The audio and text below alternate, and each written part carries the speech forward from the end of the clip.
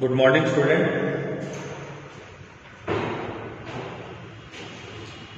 आपका subject geography कक्षा 12 में हमने मानव भूगोल का जो पार्ट हमने पूरा कर लिया है, यानी जो भूगोल का भाग है वो संपूर्ण हो गया है और उसके जितने भी लेसन हैं उनका जो होमवर्क है वो आपका अपनी कॉपी में पूरा करके हमें दिखाना है। और अब जो स्टार्ट कर रहे हैं वो कर रहे हैं पार्ट बी, जो भारत के संदर्भ में है। और भारत के संदर्भ में भारत के लोग और भारत की अर्थव्यवस्था के संदर्भ में आपका ये पैटर्न दिया गया है, इसके संदर्भ में दिया गया है। और भारत में जो सबसे पहला जो टॉपिक हमारा चलेगा वो चलेगा लेसन नंबर 13, भारत की जनसंख्या वितरण घनत्व और वृद्धि। भारत की जनसंख्या के संदर्भ में ये चैप्टर रहेगा, जो हमने मानव भूगोल के अंतर्गत जो जनसंख्या के संदर्भ में पढ़ा था। परिभाषा वही होगी, वितरण वही होगा, घनत्व वही होगा, केवल उसको भारत के संदर्भ में समझना है। तो जनसंख्या से संबंधित जो टर्मिनोलॉजी है, जो शब्दावली है, उन सभी शब्दावली और उनकी परिभाषाओं को हमने मानव भूगोल के जो हमारा अध्ययन था उस अध्ययन के अंदर हमने उनका अध्ययन करवा दिया गया है। अब जो हमारा टॉपिक चल रहा है वो भारत के संदर्भ में चलेगा, तो इसको थोड़ा ध्यान से आप देखें। तो अब हमारा जो टॉपिक रहेगा वो रहेगा जनसंख्या से संबंधित। अब आप के बारे में हम बता दें कि जनसंख्या के वितरण के संबंध में मालूम चाहे घनत्व की चाहे वृद्धि के, हमें केवल और केवल भारत के संदर्भ में अध्ययन करना है। अब जितने भी चैप्टर्स हम करेंगे, जो अध्ययन करेंगे, वो केवल और केवल भारत के संदर्भ में होगा, भारत के राज्यों के संदर्भ में होगा। ठीक है ना। तो पूरा अध्ययन जो रहेगा उसको विश्व स्तर पर हमने मानव भूगोल में कर लिया था। अब जो अध्ययन कर रहे हैं किसके संदर्भ में कर रहे हैं? भारत के संदर्भ में कर रहे हैं। और भारत के भाग जो पार्ट है भूगोल का, उसका पहला लेसन क्या ऐसा कह रहे हैं, कुछ चैप्टर्स में उसमें 13वां जो चैप्टर है वो है भारत की जनसंख्या का वितरण, घनत्व और वृद्धि। हमने वितरण के बारे में पढ़ा था। वितरण का तात्पर्य मात्रा से है। मात्रा का मतलब है लोगों की संख्या, लोगों की संख्या। अब लोगों की संख्या कहां कहां कितने कितने लोग किन किन क्षेत्रों में, भौगोलिक क्षेत्रों में रहते हैं, तो किन किन भौगोलिक क्षेत्रों में कितने कितने लोग रहते हैं, वो उस जनसंख्या का क्या कहलाता है? वितरण कहलाता है। भौगोलिक पार्ट कोई भी हो सकता है, मैदानी क्षेत्र हो सकता है, पठारी भू हो सकता है, समुद्र तटीय क्षेत्र हो सकता है, पहाड़ी क्षेत्र हो सकता है। ठीक है ना। तो ये भौगोलिक क्षेत्र है और इन क्षेत्रों में लोगों का जमाव कहां ज्यादा है और कहां कम है, वो किस पे डिपेंड करता है? मात्रा पे डिपेंड करता है। वहां के कुछ कारक ऐसे होते हैं जिनके बारे में हम जानकारी लेंगे, जो कहलाते हैं कि जनसंख्या के वितरण को प्रभावित करने वाले कारक। वो कारक जो है वो डिपेंड करते हैं कि कितने लोग इन क्षेत्रों में रहेंगे। वो मानव की अनुकूलता के आधार पर उनको हम देखते हैं। देखिए, किसी भी देश की प्रगति के लिए अगर हम बात करें, किसी भी देश की प्रगति के लिए प्राकृतिक और मानवीय दोनों संसाधनों का होना आवश्यक है। किसी भी देश में दोनों स्वरूपों का होना आवश्यक होता है और निर्भर भी करता है। और सबसे अच्छी बात यह होती है कि किसी भी देश की प्रगति में, किसी भी देश की प्रगति में मानवीय और प्राकृतिक संसाधनों का अनुकूलतम अनुपात जब होता है, अनुकूलतम अनुपात का तात्पर्य होगा बराबर का हिस्सा, लगभग बराबर, लगभग क्या हो, बराबर की स्थिति हो, अनुपात इनका बराबर हो। ऐसा कह सकते हैं कि प्राकृतिक जितने भी संसाधन हैं उन संसाधनों में जितनी जनसंख्या का भाग होना चाहिए उतनी जनसंख्या का अनुपात है, तो निश्चित रूप से वो देश या वो राष्ट्र जो होता है वो प्रगति करता है। तो किसी भी राष्ट्र की प्रगति के लिए ये संभव होना चाहिए कि वहां के प्राकृतिक संसाधन और मानवीय संसाधनों का जो अनुपात है वो क्या रहता है? बराबर रहता है। इसी के संदर्भ में अगर हम बात करें तो भारत के अंतर्गत अगर हम बात करें तो भारत, अगर हम क्षेत्रफल की दृष्टि से अगर देखें, भारत की स्थिति को अगर देखें, क्षेत्रफल की दृष्टि से देखें, तो देखिए पूरे विश्व का 2.4% हिस्सा है।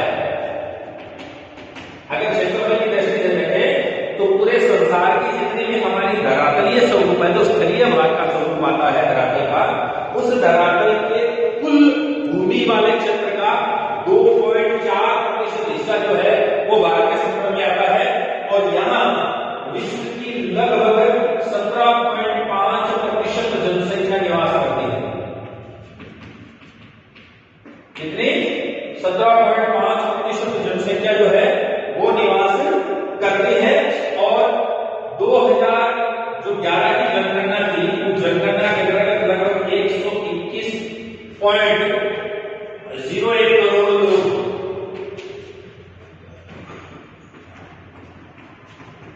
भारत में थे।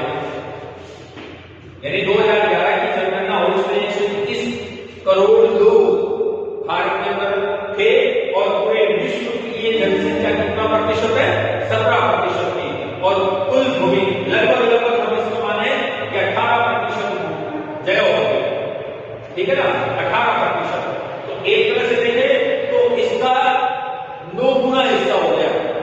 भूमि के 9 गुना हिस्सा ज्यादा जनसंख्या भारत के अंदर पाई जाती है। तो निश्चित रूप से जो प्राकृतिक संसाधन 2.4% का मतलब भूमि, और भूमि का तात्पर्य है कि प्रकृति में मिलने वाले वो संसाधन जिनका हम उपयोग करते हैं वो किससे मिलेंगे? हमें धरातल से मिलेंगे, ठीक है। और धरातल के जो स्वरूप वो कितना है? 2.4% है, ठीक है। और यहाँ पर जनसंख्या कितनी निवास करती है? लगभग 18%। पहले यहाँ 17.5% एक्यूरेट जो है वो निवास करती है। इतनी जनसंख्या के बाद भारत जो है वो चीन के बाद विश्व में दूसरा बड़ा राष्ट्र है। किसकी दृष्टि से? जनसंख्या की दृष्टि से। क्षेत्रफल की दृष्टि से 7वां राज्य है। क्षेत्रफल की दृष्टि से तो 7वां राज्य है कि भारत से 6 बड़े और राज्य हैं क्षेत्रफल की दृष्टि से, और 7वां राज्य भारत खुद है। लेकिन जनसंख्या की दृष्टि से केवल एक ही राष्ट्र ऐसा है जो भारत से पहले स्थान पर है या भारत से बड़ा माना जा सकता है जनसंख्या की दृष्टि से, और वो कौन है? चीन है। तो चीन के बाद जनसंख्या की दृष्टि से पूरे विश्व के अंतर्गत सबसे ज्यादा जनसंख्या के नाम, जिस देश के नाम जनसंख्या है वो कौन है? भारत है। तो भारत जनसंख्या की दृष्टि से इसका दूसरा सबसे बड़ा क्या है? राज्य है। इसके आधार पर अगर हम देखें तो संसाधनों की अपेक्षा घनत्व होने से अधिक जनसंख्या होगी, संसाधन कम होंगे, घनत्व भी ज्यादा होगा। तो निश्चित रूप से किसी भी देश की जो आर्थिक प्रगति है उसकी दर क्या हो जाएगी? कम हो जाएगी। संसाधन ज्यादा होंगे या कम होंगे और जनसंख्या क्या होगी? ज्यादा होगी। तो उसका उपभोग ही अपने देश के लोगों के उपभोग के लिए ही वो प्राकृतिक संसाधन हो सकते हैं। अंतर्राष्ट्रीय स्तर पर व्यापार करना हो या उसकी व्यवस्था को आगे आर्थिक स्थिति को बढ़ाना हो तो वो दर थोड़ी क्या हो जाती है? धीमी हो जाती है। जहां जनसंख्या ज्यादा होती है या जहां जनसंख्या का घनत्व क्या होता है? ज्यादा होता है।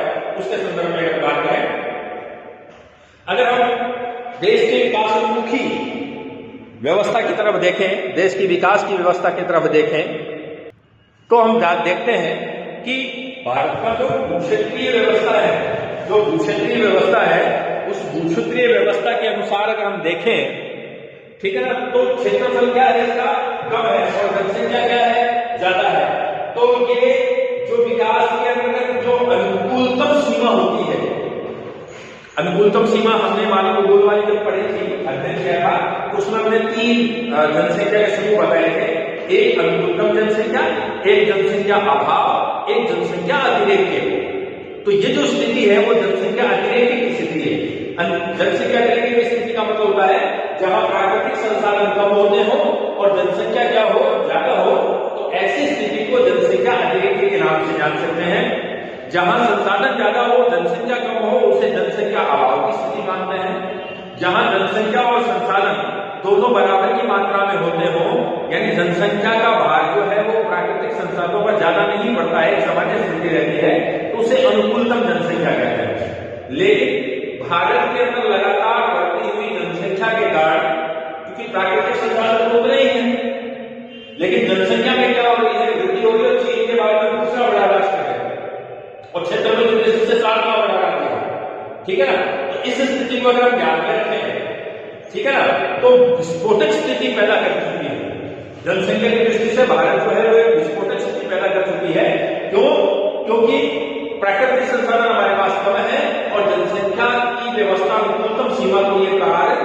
कर चुकी है। तो एक विस्फोटक स्थिति पैदा हो चुकी है और भारत जैसे विकासोन्मुख देश जो है, विकासशील देश जो है, विकासोन्मुख का मतलब है विकास की तरफ बढ़ना, लगातार विकास करते रहना, विकासशील जिसको हम बोलते हैं विकासशील देश। तो भारत जैसे विकासशील देश में इस प्रकार से संसाधनों की तो कमी, जो प्राकृतिक जनसंख्या में क्या हो गई, वृद्धि होगी। इस वृद्धि के कारण जनसंख्या का जो भार है वो संसाधनों में बढ़ता है और प्रत्येक व्यक्ति को उतने संसाधन नहीं मिल पाते हैं जितने उसके अनुसार मिलने चाहिए, क्योंकि जनसंख्या बढ़ गई, संसाधन वही है, लोगों की संख्या बढ़ गई, तो उन संसाधनों का विभाजन हो गया और विभाजन हो गया तो जितनी मात्रा में प्रति व्यक्ति संसाधन प्राप्त होने चाहिए जो पोषणीय व्यवस्था के अंतर्गत आते हैं, उतने संसाधन व्यक्ति को नहीं मिल पाते हैं, जिसके कारण बेरोजगारी, भुखमरी, निम्न स्तर का जीवन स्तर जो होता है, निम्न जीवन स्तर की स्थिति है, ऐसी समस्याओं से भारतीय जनसंख्या का स्वरूप जूझ रहा है। ठीक है ना। और भारतीय जनसंख्या का जो वितरण है वो भी कैसा पाया जाता है, असमान पाया जाता है। कैसा पाया जाता है, असमान पाया जाता है। तो इस अध्याय में हम भारत की जनसंख्या के संदर्भ में क्या करेंगे, अध्ययन करेंगे। भारतीय जनसंख्या के संदर्भ में क्या करेंगे, अध्ययन करेंगे। अब देखिए ये जो 5 राज्य हैं, जनसंख्या का वितरण क्या है, असमान है। असमान का तात्पर्य हो गया कि जो समतल भूमि क्षेत्र है वह जनसंख्या अधिक है, लेकिन जो ऊबड़ खाबड़ है, ठीक है ना, मरुस्थलीय है, पहाड़ी है, पठारी है, समुद्र तटीय है, जहां जनसंख्या का जमाव क्या होगा, कम। तो कहीं कम कहीं ज्यादा, इसलिए जनसंख्या का वितरण कैसा है, असमान पाया जाता है। अगर हम जनसंख्या दृष्टि से अगर हम इसकी बात देखें, क्षेत्रफल की और जनसंख्या की व्यवस्था के अनुसार अगर हम देखें तो ये 5 राज्य ऐसे हैं,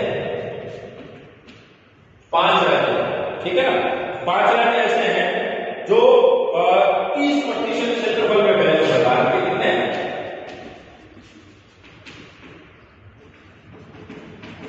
इनका टोटल भारत के जो क्षेत्रफल है, भारत के क्षेत्रफल का 30% क्षेत्रफल इनका है, 5 राज्यों का मिलाकर। और इनके अंदर पूरे भारत की लगभग 50% जनसंख्या क्या करती है, निवास करती है। 5 राज्यों में अगर हम 5 राज्यों को जोड़े, कुल 5 राज्यों को, तो ये पूरे भारत के जो क्षेत्रफल है उसका 30% हिस्सा ये राज्य अपने में शामिल करते हैं। और इन राज्यों में पूरे भारत की लगभग 50% जनसंख्या क्या करती है, निवास करती है। वही अगर हम देखें तो इन उत्तर पूर्व के राज्य हैं, जो सिक्किम है, 7 राज्य है ना, तो इन सारे राज्यों 10 राज्यों को उत्तर पूर्वी, उत्तरी और उत्तर पूर्वी 10 राज्यों की अगर बात करें तो पूरे भारत का 16% भूभाग को प्रतिनिधित्व करते हैं। 16 ये 10 राज्य, उत्तर और उत्तर पूर्वी राज्य जो है, उन राज्यों को अगर मिलाए 10 राज्यों को, तो वो पूरे भारत का 16% भाग करती हैं। और यहाँ पूरे भारत की लगभग 4% जनसंख्या ही क्या करती है, निवास करती है। यानी ये 5 राज्य हैं जो 30% हिस्से को कवर करते हैं और यहाँ जनसंख्या जो है वो लगभग आधी जनसंख्या है निवास करती है। इन राज्यों में पूरे भारत की लगभग आधी जनसंख्या क्या करती है, निवास करती है। और वहीं अगर हम उत्तर और उत्तर पूर्वी राज्यों में पठारी क्षेत्र है, वनीय क्षेत्र है, ठीक है ना, जो बर्फीले हिस्से के क्षेत्र हैं, जैसे जम्मू कश्मीर का हो गया, उत्तराखंड का क्षेत्र आ गया, इन राज्यों की अगर बात करें तो उत्तर के और उत्तर पूर्वी राज्यों की अगर हम बात करें तो उनमें 10 राज्यों की अगर बात करें तो वहां लगभग कितना प्रतिशत हिस्सा कवर करती है, पूरे भारत का 16% हिस्सा कवर करता है। और 16% में मात्र भारत की कितने प्रतिशत जनसंख्या निवास करती है, 4% निवास करती है। इसके पीछे कारण होगा जो अभी हमने पढ़ा कि समतल भूमि जो होती है वहां जनसंख्या का जमाव क्या बन जाता है, अधिक पाया जाता है। और जहां ऊबड़ खाबड़ भूमि होती है, असमतल भूमि होती है, तटीय क्षेत्र होते हैं, मरुस्थलीय भूमि होती है, पहाड़ी भूमि होती है, पठारी भूमि होती है, वनीय क्षेत्र होते हैं, उनमें जनसंख्या का जमाव क्या पाया जाता है, कम पाया जाता है, क्योंकि वो मानव के अनुकूल नहीं होती, मानव की गतिविधियों में क्या नहीं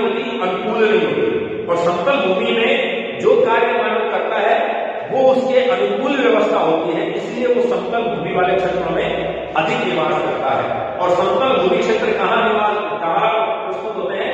मैदानी भागों में। और मैदान जो होते हैं, इसका हम थोड़ा सा इतिहास के बारे में जाएंगे। मैदान जो होते हैं वो नदियों के द्वारा बनाए जाते हैं। वो किसके द्वारा बनाए जाते हैं? नदियों के द्वारा लाई गई मिट्टी के द्वारा वो मैदान बनाए जाते हैं, जो कि उपजाऊ होते हैं। ठीक है ना? तो पुराने समय से अगर हम देखें तो जितनी भी सभ्यताएं विकसित हुई है, जो जनसंख्या के अधिक क्षेत्र वाली सभ्यताएं विकसित हुई हैं, वो सारी की सारी नदी के किनारे बसी। आप सिंधु घाटी सभ्यता ले लीजिए, सिंधु नदी के किनारे बसी हुई है। ठीक है ना? चीन की सभ्यता ले लीजिए, हापोक्राटस नदी के किनारे। मेसोपोटामिया की सभ्यता ले लीजिए, फ्रांस नदी के किनारे। मिस्र की सभ्यता ले लीजिए, नील नदी के किनारे।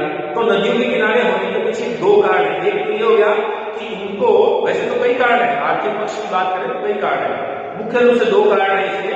एक तो उनको पर्याप्त मात्रा में जल उपलब्ध हो गया, और दूसरा है कि नदियों के द्वारा लाई गई मिट्टी समतल व्यवस्था में जम गई, तो उनको किसी प्रकार की तोड़-फोड़ नहीं करनी पड़ी। सड़क निकालने को आसान से, ठीक है ना, मकान बनाने हैं तो आसानी से, कोई और निर्माण करना है तो आसानी से, क्योंकि कोई भी ऊबड़-खाबड़ भूमि होती है उसमें जब निर्माण कार्य किया जाए तो उसको समतल करना पड़ता है, जबकि मैदानी भाग में अपने आप में क्या होता है? समतल होते हैं। इसलिए यातायात का भारत के अंदर अगर देखें तो यातायात का अधिकतम जाल जो है, अधिकतम यातायात का जो जाल है वो मैदानी क्षेत्रों में ही विकसित हुआ है। चाहे सड़क तंत्र की बात कर ले, चाहे रेल तंत्र की बात कर ले, ठीक है ना, क्योंकि उनको समतल भूमि मिल रही है। कृषि कार्य की बात करें तो कृषि कार्य भी सबसे ज्यादा जो उत्तरी भारत के अंतर्गत किया जाता है, क्योंकि वहां नदियों द्वारा लाई गई मिट्टी जो है उनको निक्षेप कर दिया, मिट्टी उपजाऊ है और भूमि समतल है, इसलिए कृषि करने में वो सहायता करते। कई कारण बन जाते हैं। तो पुराने समय से व्यक्ति जो है वो मैदानी क्षेत्रों में रहते आए हैं, और धीरे धीरे उन्हीं क्षेत्रों के अंतर्गत उनका विकास ज्यादा हुआ है।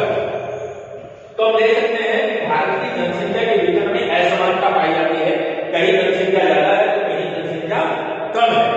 वो अलग अलग है कि उन जनसंख्या को प्रभावित करने वाले कारक कौन से वो अफेक्ट करते हैं। असमान वितरण की अगर हम बात करें तो उसको मुख्य रूप से 3 श्रेणियों में बांटते हैं। भारत की जनसंख्या के वितरण को हम कितने श्रेणियों में बांटते हैं? 3 श्रेणियों में बांटते हैं। ठीक है ना? इसके अंतर्गत अगर बात करें तो सबसे ज्यादा जनसंख्या का वितरण पाया जाता है, यानी मैदानी क्षेत्र जो है उन मैदानी क्षेत्रों के अंतर्गत जनसंख्या का जो वितरण है वो सबसे ज्यादा पाया जाता है। सबसे ज्यादा जो लोग निवास करते हैं वो कहां करेंगे? मैदानी क्षेत्रों में करेंगे, जिसको हम समतल भूमि बोलते हैं, उन क्षेत्रों में। क्यों? कृषि के लिए अनुकूल भूमि, यातायात के साधनों के विकास के लिए अनुकूल भूमि, उद्योगों की स्थापना के लिए अनुकूल भूमि, आपके नहर निकालने के लिए अनुकूल भूमि, आपके मकान बनाने के लिए अनुकूल भूमि, ठीक है ना? तो सभी व्यवस्थाओं के लिए, कृषि करने के लिए अनुकूल भूमि, ठीक है, सिंचाई करने के लिए अनुकूल भूमि, क्योंकि ढाल जो होगा वो समतल है, इसलिए जल जो है आसानी से खेतों में पहुंचाया जा सकता है। ऐसी स्थितियां जो है वो सारी की सारी मैदानी भागों में मिलती है, तो निश्चित रूप से यहाँ जनसंख्या का जवाब क्या पाया जाता है? अधिक पाया जाता है। बात करते हैं पठारी भूभाग की, तो मैदानी क्षेत्रों के बाद जो भाग आता है उसको हम बोलते हैं पठारी भाग। तो इसमें जनसंख्या का जो स्वरूप पाया जाता है मध्यम स्तर का पाया जाता है, ना ज्यादा ना कम, ना ज्यादा और ना कम, दोनों स्थितियों के अंदर इसका पाया जाता है। तीसरा जो हिस्सा रहता है वो समुद्र तट क्षेत्र रहता है, पहाड़ी क्षेत्र रहता है, मरुस्थलीय क्षेत्र रहता है। तो यहाँ जनसंख्या का जमाव होता है वो कम पाया जाता है, क्योंकि वहां की भौगोलिक स्थितियां ऐसी है जो मानव के लिए अनुकूल नहीं होती। केवल वही लोग वहां पर निवास करते हैं जो उस वातावरण के अनुकूल या उन परिस्थितियों के अनुकूल ढल चुके हैं, या उनके अनुकूलित हो चुके हैं, या अपनी पैतृक व्यवस्था को वहां से छोड़कर दूसरी जगह नहीं जा सकते हैं। ऐसी स्थिति वाले लोग ही वहां पर निवास करते हैं। तो ऐसी स्थिति को अगर हम देखें तो ये 3 श्रेणियों में इसका विभाजन किया गया है। उसके बाद में नेक्स्ट आता है हमारा जनसंख्या के वितरण के संदर्भ में। तो ये क्षेत्रीय विभिन्नताएं पाई जाती है भारत में। इस जनसंख्या के वितरण में जो असमानता है, इस असमानता का रूप है, तो ये असमानता क्यों पाई जाती है भारत के अंदर? ये असमानता क्यों पाई जाती है? तो भारत में जनसंख्या, एक चीज ध्यान रखना कि जनसंख्या का संबंध मानव से है, सीधा सा आपको पता है, मानव से है। अब मानव वही निवास करेगा जो क्षेत्र मानव के लिए ज्यादा क्या होगा, अनुकूल होगा। तो ज्यादा अनुकूल होगा तो अनुकूलता वाले क्षेत्रों में जनसंख्या का जमाव ज्यादा और प्रतिकूलता वाले स्थितियों के अंदर जनसंख्या का जमाव क्या पाया जाता है, कम। तो कहीं कम कहीं ज्यादा, इसका मतलब असमान। तो इसका तात्पर्य हुआ कि इस जनसंख्या के वितरण की असमानता को कुछ कारक क्या करते हैं, प्रभावित करते हैं। इन प्रभावित करने वाले कारकों का हम अध्ययन करेंगे। कौन कौन से ऐसे कारक हैं, चाहे वो राजनीतिक हो, चाहे धार्मिक हो, चाहे भौतिक हो, चाहे जननाट्य हो, चाहे ऐतिहासिक हो, ठीक है ना, चाहे धार्मिक हो, किसी भी प्रकार के कारक होते हैं, वो किसी न किसी रूप में जनसंख्या के जमाव को प्रभावित करते हैं। अब एक चीज हो रही है, जनसंख्या का वितरण और घनत्व मैंने बताया था, दोनों को हम किसके संदर्भ में लेते हैं, हम लेते हैं लोगों की संख्या के संदर्भ में, यानी कितनी मात्रा में लोग जो है वो वितरित रहते हैं, उसके संदर्भ में थोड़ा सा मैं और बताया हूं आपको, उसके बाद में करेंगे। तो इस चीज को आप ध्यान से देखना कि कौन कौन से क्षेत्र हैं, कितनी श्रेणियों में इसका विभाजन किया गया है, उन सभी बातों के बारे में जानकारी लेंगे आप। अब एक चीज आती है जनसंख्या वितरण और घनत्व। ठीक है, घनत्व हम पढ़ेंगे, लेकिन एक चीज ध्यान रखना कि जनसंख्या का जो वितरण है इसका संदर्भ भी किससे है, मात्रा से है। मात्रा का मतलब लोगों की संख्या से, ठीक है। और घनत्व जो है इसका संदर्भ भी किससे है, मात्रा से है और लोगों की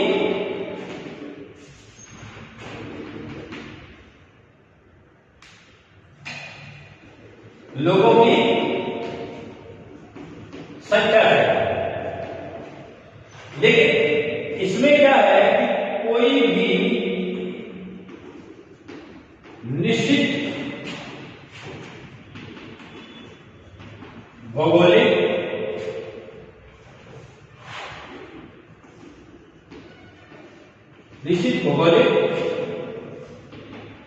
इकाई नहीं होती, जबकि इसमें एक निश्चित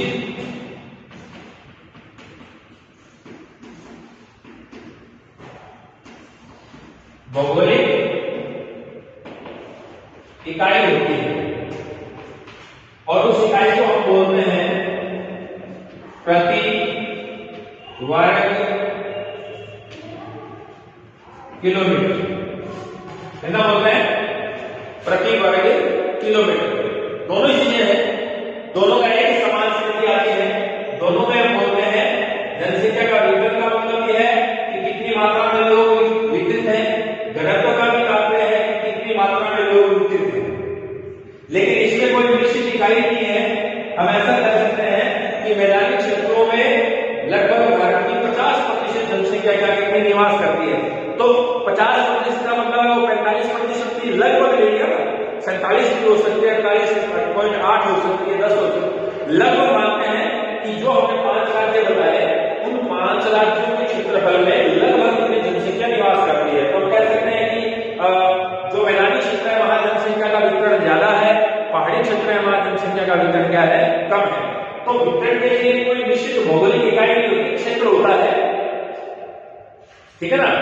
अब भौगोलिक क्षेत्र तो होता है, भौगोलिक इकाई का मतलब होता है निश्चित माप को हमने निर्धारित कर दिया कि ये नाम जो है इसके अंदर कितने लोग निश्चित है, ठीक है ना। तो घनत्व किसे कहते हैं, मात्रा के ऊपर लोगों की संख्या ही है, लेकिन वो संख्या एक निश्चित इकाई में निवास करती है, यानी कितने लोग ऐसे हैं जो प्रति वर्ग किलोमीटर निवास करते हैं, ठीक है ना। तो घनत्व की परिभाषा क्या होती है, प्रति वर्ग किलोमीटर निवास करने वाले लोगों की संख्या को जनसंख्या घनत्व कहते हैं। प्रति वर्ग किलोमीटर में निवास करने वाले लोगों की संख्या को जनसंख्या घनत्व कहते हैं। किसी भी निश्चित समय और निश्चित स्थान पर निवास करने वाले लोगों की संख्या को जनसंख्या कहते हैं। किसी भी भौगोलिक क्षेत्र में निवास करने वाले लोगों की संख्या को जनसंख्या का वितरण कहते हैं, और प्रति वर्ग किलोमीटर निवास करने वाले लोगों की संख्या को जनसंख्या घनत्व कहते हैं। इसका तात्पर्य ये होगा कि जहां वितरण ज्यादा होगा वहां घनत्व भी क्या होगा, ज्यादा होगा। जहां वितरण ज्यादा है यानी लोगों का संख्या ज्यादा है तो निश्चित रूप से वहां घनत्व भी क्या पाया जाता है, अधिक पाया जाता है। सामान्य स्थितियों में जनसंख्या का घनत्व जो है वो जनसंख्या के वितरण के रूप में पाया जाता है। जनसंख्या का वितरण ज्यादा है, लेकिन मात्रा लोगों की संख्या ज्यादा है तो निश्चित रूप से उस क्षेत्र में जनसंख्या का घनत्व भी क्या पाया जाएगा, ज्यादा पाया जाएगा। जनसंख्या घनत्व को निर्धारित करने के लिए एक सूत्र है, इसको बोलते हैं कुल जनसंख्या बटे कुल क्षेत्रफल। कुल जनसंख्या बटे कुल क्षेत्रफल, तो कुल जनसंख्या बटे कुल क्षेत्रफल में क्या निकल आएगा, घनत्व निकल आएगा। और वो घनत्व किसके रूप में होगा, प्रति वर्ग किलोमीटर। इसमें लेकर के जैसे कुल जनसंख्या है 200 और कुल क्षेत्रफल है 10 वर्ग किलोमीटर। कितने किलोमीटर, 10 वर्ग किलोमीटर। तो प्रति वर्ग किलोमीटर कितने लोग निवास करेंगे, 20 व्यक्ति।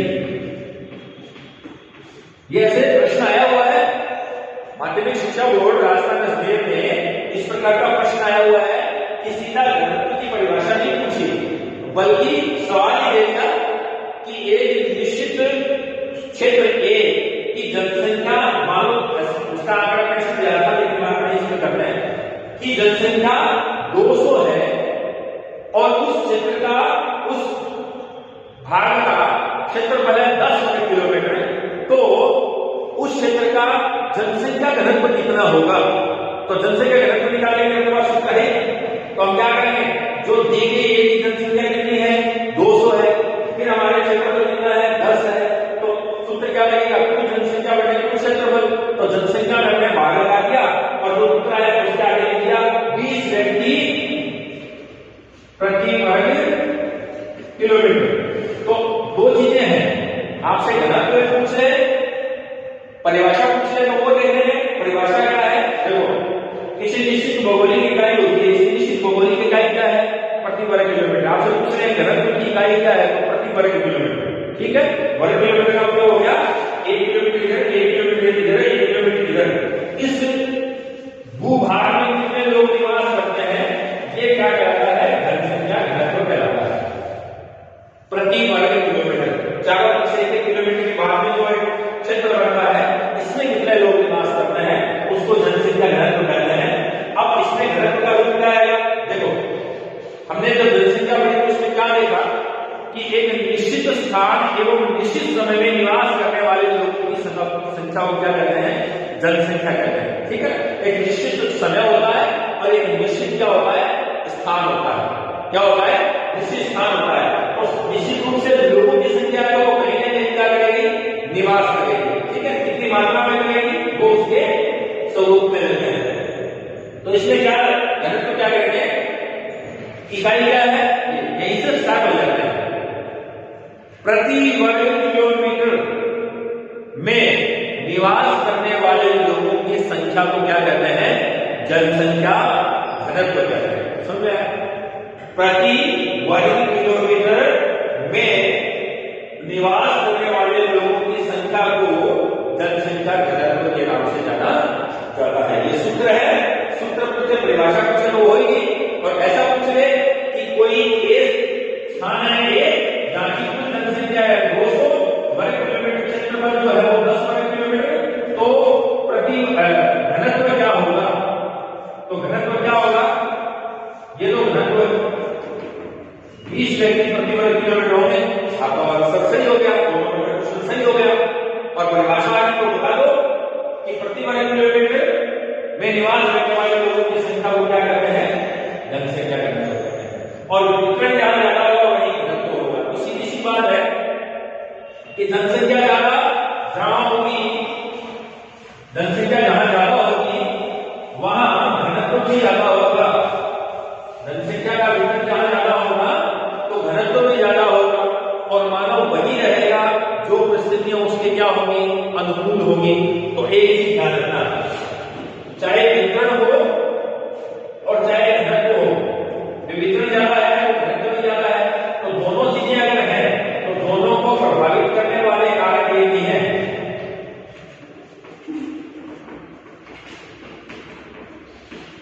ठीक है ना,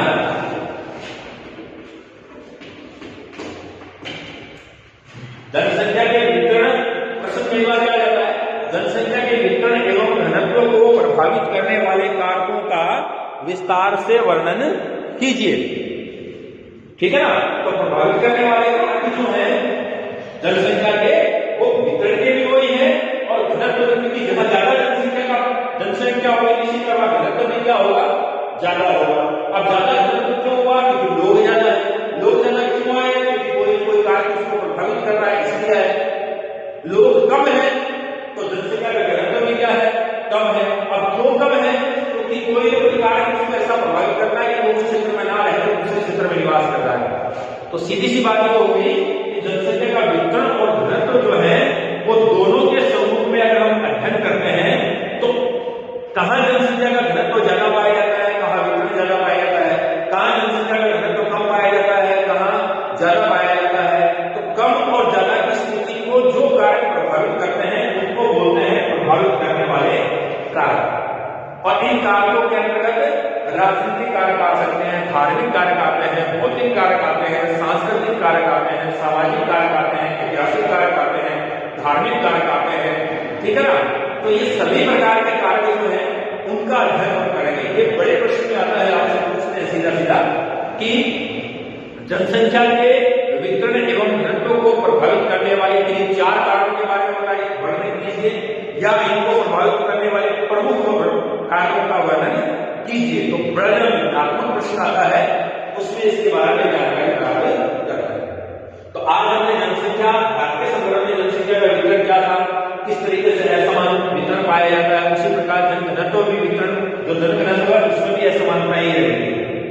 लेकिन इन तथ्यों के आधार पर अगर हम बात करें तो जो नेक्स्ट वीडियो हमारा होगा या नेक्स्ट जो टॉपिक होगा हमारा, वो होगा जनसंख्या के वितरण एवं घनत्व को प्रभावित करने वाले कारक। आपसे अगर वितरण पूछे तो भी वही बताने हैं, अगर घनत्व पूछे तो भी वही बताने, और दोनों पूछे तो भी वही बताने हैं।